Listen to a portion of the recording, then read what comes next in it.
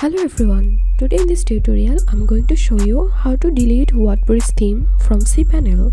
But before getting started this video, make sure to subscribe. How to 1 minute. So after opening your CPanel, scroll down and then click on File Manager, and now click on Public HTML, WordPress content,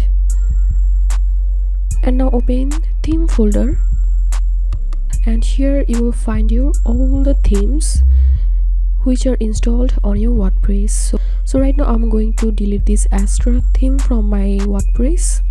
So I'm selecting this one, then clicking on delete, check this option, then click on confirm, and here we can see the theme has been deleted from my CPanel. So that's it for now. If you find this video helpful, make sure to subscribe. How to 1 minute. Thanks for watching this video.